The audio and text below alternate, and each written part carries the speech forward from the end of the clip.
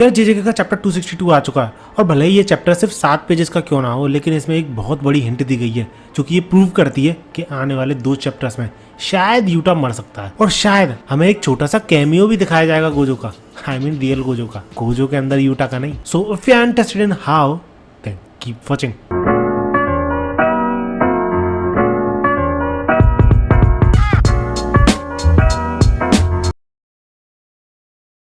अब जैसा कि हमने पिछली वीडियो में यानी पिछले चैप्टर में देखा था कि गोजो की बॉडी के साथ जैसे ही यूटा फाइट में एंटर करता है वो जरा सा भी हैंड टू हैंड कॉम्बैट शुरू नहीं करता सुकुना के साथ, सीधा डोमेन एक्सपेंशन का यूज करता है। और इसके पीछे का काफी बड़ा रीजन था। फर्स्ट ऑफ ऑल क्योंकि यूटा के पास सिर्फ 5 मिनट थे सुकुना से फाइट करने के लिए, जिसके के बाद उसकी बॉडी के साथ यानी गोजो की बॉडी के साथ जिसके की वो अंदर है उसके साथ क्या होगा उसे खुद नहीं पता। तो इसलिए वो सीधा अपना ट्रम्प कार्ड यूज करता है और किसी भी सॉर्सर के लिए उसका ट्रम्प कार्ड क्या हो सकता है, ऑब्वियसली उसका domain. So that's Utah fight में एंटर करते ही डोमेन एक्सपेंशन का यूज करता है और उसके रिप्लाई में सुकुना खाली तो बैठेगा नहीं, तो उससे भी डोमेन एक्सपेंशन का यूज करना पड़ता अपने। लेकिन स्टिल तुम्हारे माइंड में एक क्वेश्चन जरूर आ रहा होगा जो कि मेरे माइंड में भी आया था कि यार पिछली फाइट जो हुई थी गोजो और सुकुना की, यानी ओरिजिनल गोजो और सुकुना की, तो उसमें सुकुना भारी पड़ रहा था गोजो पे एटलीस्ट डोमेन बैटल में, तो फिर यूटा क्यों गोजो के डोमेन का यूज कर रहा है जबकि उसे पता है वो हार जाएगा। तो इस चीज का आंसर हमें नरेटर के थ्रू ही पता चलता है कि गोजो का भले ही डोमेन ओरिजिनली काम ना करा हो सुकुना के अगेंस्ट में, क्योंकि सुकुना का ओपन बैरियर डोमेन है, लेकिन स्टिल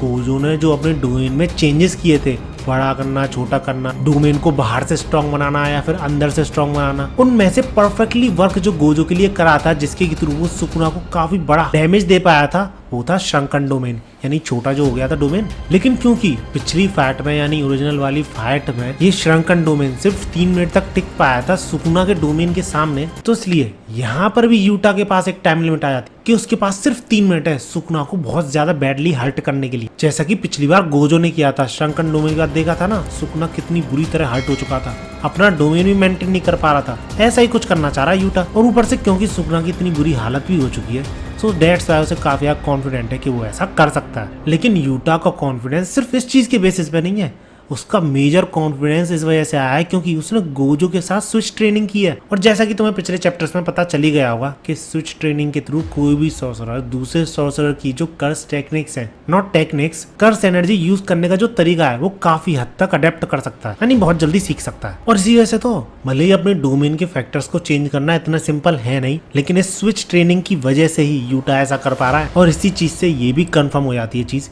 कि कहीं ना कहीं सॉर्सरर्स को डर था कि गोजो मारा जाएगा इस फाइट में, और इसी वजह से तो यूटा ने गोजो के साथ स्विच ट्रेनिंग की थी। लेकिन इफ यू रिमेम्बर तो ये स्विच ट्रेनिंग किसकी हेल्प से हो पा रही है? मिमी के भाई उयुई की मदद से। और उसके अकॉर्डिंग ये जो स्विच है वो 1 मंथ में किसी भी सॉर्सर को 2 बार ही करवा सकता है। तो ये चीज पढ़ते ही मेरे माइंड में सबसे पहली बात ये आई कि यार गोजो ने यूटा के अलावा किसके साथ और स्विच ट्रेनिंग की होगी। तुम्हें क्या लगता है यार? लेट मी नो इन कमेंट्स। क्योंकि यूटा के तो हमें 2 स्विच ऑलरेडी पता चल चुके हैं, यूजी को रिवर्स कर्स टेक्निक सिखाने के लिए और एक गोजो के साथ उसकी डोमेन को चेंज करने की एबिलिटी सीखने के लिए। इसके बाद हमें सुकुना के फैन के थ्रू यानी नरेटर के थ्रू ये पता चलता है कि सुकुना ने ये जो डोमेन यूज किया था पिछली बार उसकी टाइम लिमिट थी 99 सेकेंड्स, जिसके की पीछे का रीजन था सुकुना ने जो रेंज बढ़ा ली थी अपने इस डोमेन की और जो बाउंड्री क्रिएट की थी पिछली बार इस डोमेन के लिए, ये दोनों चीजें। लेकिन इस बार ऐसा नहीं है क्योंकि सुकुना ने अपने श्राइन की इफेक्टिव रेंज यूटा के डोमेन के बराबर कर ली है, जिस वजह से इस बार सुकुना के ऊपर कोई टाइम लिमिट नहीं है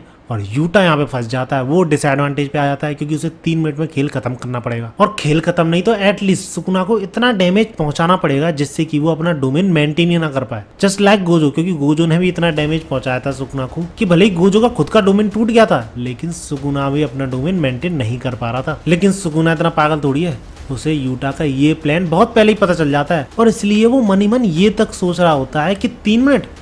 मिनट में तो मैं तुझे, तेरे डोमेन को और इस डोमेन के बाहर खड़े तेरे दोस्तों को सबको फाड़ के रख दूंगा। जिसके बाद गोजो सुकुना को अपने पास लाने की कोशिश करता है क्योंकि भैया खुद तो जाने में शायद फट रही थी उसकी, लेकिन वो ब्लू का यूज करके सुकुना को अपने पास लाके अटैक करने की कोशिश कर रहा था। लेकिन इसका उल्टा होता है क्योंकि गोजो के यूटा के ब्लू का फायदा खुद सुकुना उठाता है और उसके अट्रैक्शन के साथ साथ अपनी स्पीड और भी ज्यादा बढ़ा के गोजो के तुरंत ही पास पहुंच जाता है। यूटा के तुरंत ही पास पहुंच के उसका पंच डॉज करके अपने काउंटर अटैक में 2 पंच पेल देता है उस पर। लेकिन इसमें पूरी तरह यूटा की गलती नहीं थी क्योंकि पिछली बार जब सुकुना और गोजो की फाइट हुई थी तो डोमेन के अंदर क्या हो रहा था उन लोगों को नहीं पता था, यानी सारे सोर्सर्स को नहीं पता था। एंड दैट्स व्हाई उन्हें ये भी नहीं पता था कि सुकुना डोमेन के साथ साथ डोमेन एम्पलीफिकेशन का भी यूज कर सकता है गोजो की इन्फिनिटी को बायपास करने के लिए। और यही चीज सुकुना को पता थी, इसलिए वो बिना हिचक के यूटा के पास गए और उसे 2 पंच पेल दिए। टू बी ऑनेस्ट यार, सिर्फ इतनी सी फाइट देख के मुझे इतना तो अंदाजा लग गया है कि पिछली गोजो और सुकुना की फाइट के कंपैरिजन में ये फाइट कुछ भी नहीं होने वाली, यानी ये फाइट कुछ ज्यादा इंटरेस्टिंग नहीं होगी, सिर्फ आने वाले 2 चैप्टर्स में खत्म हो जाएगी। और इसका हिंट था लास्ट पैनल में, जिसमें कि रीका यूटा की बॉडी को पकड़ के रो रही थी। एंड एट द एंड इसी पेज पे एडिटर का नोट ये लिखा हुआ था that Rica fully manifested, however शायद यूटा बच नहीं पाएगा। और रीका को रोते हुए दिखा के शायद यही इंडिकेट करना चाह रहे हैं ये लोग कि यूटा मरने वाला है, क्योंकि पिछली बार अगर तुम्हें याद हो तो यूटा 2 हिस्सों में बढ़ चुका था, लेकिन स्टिल रीका रोई नहीं थी। लेकिन अब क्योंकि यूटा के पास सिर्फ 5 मिनट है जब तक रीका फुली मैनिफेस्टेड है, जिसके बाद यूटा के साथ क्या होगा उसे खुद नहीं पता, तो यही चीज शायद रीका को काफी ज्यादा सैड कर रही है। और जो हमें 3 कंडीशन बताई गई थी कि या तो यूटा मर जाएगा, या फिर गोजो की बॉडी में फंसा रह जाएगा, या फिर धीरे धीरे करके गोजो की बॉडी में फंस कर मर जाएगा एट द एंड, तो इन तीनों चीजों में से शायद कुछ भी नहीं होगा। और मुझे ऐसा लगता है कि फिर से इस बार रीका बचा लेगी यूटा को सम काइंड ऑफ अपनी प्यार की ताकत यूज करके शायद। और क्योंकि हम महितो के टाइम पे यानी शिबुया इंसिडेंट के टाइम पे हम देख चुके हैं कि बॉडी ही सोल होती है, सोल ही बॉडी होती है, ये जेजेके में काफी बार बताया गया है। तो मुझे ऐसा लगता है कि गोजो की बॉडी में भले ही अभी यूटा है, लेकिन 5 मिनट कंप्लीट होने के बाद शायद से यूटा मरने वाली हालत में होगा, और उसी टाइम के बीच गोजो वापस अपनी बॉडी पे कंट्रोल ले लेगा, थोड़े टाइम के लिए ही सही, जैसे कि केंजाकू के केस में गेटो कर पाया था। नहीं तो तुम ही बताओ, वो सीन हमें शो करने की क्या जरूरत थी, क्या ही मतलब था उस सीन को शो करने का। और मुझे पता है ये चीज तभी होगी जब जेजेके से धीरे धीरे बोर होने लगेंगे लोग। धीरे धीरे जब ज्यादातर व्यूअर्स ये बोल रहे थे कि जेजेके में सब चीज रिपीट होने लगी है, बार बार वही चीज सुकुना से फाइट करने आता है, कोई वापस पिट के चला जाता है, यही सब देखने को मिल रहा है, तो शायद जेजेके के व्यूअर्स कम हो रहे थे। एंड दैट्स व्हाई शायद ये प्लान अपनाया गेगे ने गोजो को वापस लाने का। और जब फिर से ऐसे ही व्यूअर्स कम होने लगेंगे तो फिर जाके शायद ऐसे गोजो की एंट्री होगी, जैसा कि मैंने बताया। बाकी ये सारे तो मेरे थॉट्स हैं, तुम अपने थॉट्स कमेंट्स में बता ही सकते हो। वीडियो अच्छी लगी तो लाइक जरूर करना, ऐसे ही वीडियोस के लिए मेरे चैनल को सब्सक्राइब जरूर कर लेना। मिलते हैं अगली वीडियो में, भागो।